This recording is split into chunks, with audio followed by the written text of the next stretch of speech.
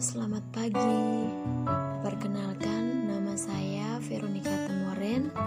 Saya mahasiswa bimbingan dan konseling semester 6 Universitas Nusa Cendana Kupang.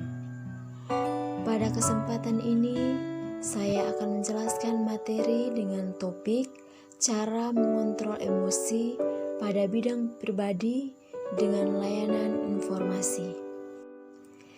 Yang pertama, pengertian emosi. Emosi adalah suatu perasaan yang timbul dari dalam diri seseorang dikarenakan seseorang tersebut mendapat suatu rangsangan baik dari dalam diri sendiri ataupun dari orang lain. Emosi tersebut dapat berupa positif dan negatif. Pengertian dari emosi yang positif adalah emosi yang baik, misalnya perasaan senang. Sedangkan pengertian emosi yang negatif adalah emosi yang buruk, misalnya perasaan marah, sedih, dan takut. Yang kedua, jenis-jenis emosi. A. Benci.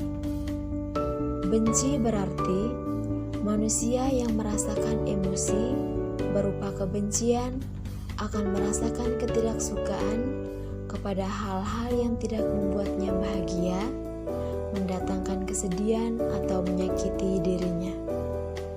Yang ke B, takut. Salah satu emosi yang kerap dirasakan adalah takut ketika merasa terancam pada situasi yang darurat, maka seseorang akan merasa takut. Yang ke C, marah. Ketika sesuatu yang dikehendaki tidak terpenuhi karena adanya hambatan, maka bisa saja emosi alami yang muncul adalah rasa marah. Yang ke D, malu. Perasaan ini akan timbul jika seseorang merasa suatu perbuatan yang mempertaruhkan harga dirinya. Yang ke E, gembira. Emosi gembira akan dirasakan apabila seseorang merasa bahagia atau ada sesuatu hal yang menyenangkan hatinya. Yang ketiga, cara mengontrol emosi. A. Berpikir. Setiap kali kamu emosi dan ingin marah, biasakanlah diri kamu untuk berpikir terlebih dahulu. Karena terkadang hal kecil yang terjadi tidak seharusnya membuat kamu emosi. Yang ke B, diam. Jika kamu sedang emosi, maka kamu hanya perlu diam agar tidak memperpanjangkan masalah, karena terkadang ketika emosi, kamu akan mengeluarkan kata-kata buruk yang dapat menyakiti orang lain. Yang ke C, menyibukkan diri dengan hobi.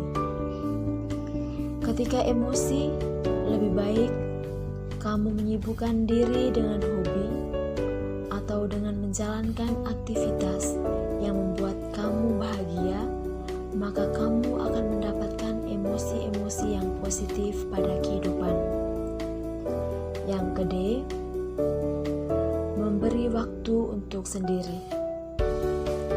Memberikan dirimu waktu untuk sendiri akan membuatmu berpikir kenapa kamu sangat emosian terhadap masalah-masalah yang kamu hadapi.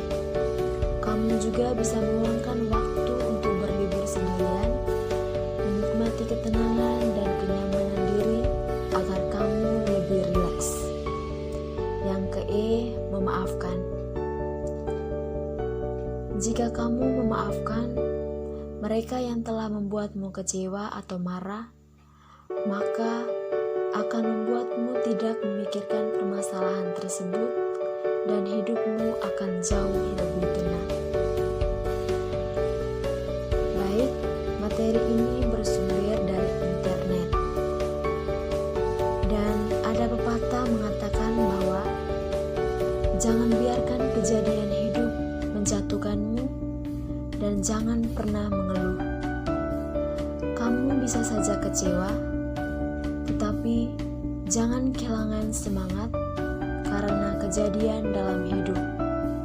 Katakan saja kepada mereka bahwa itulah hidup.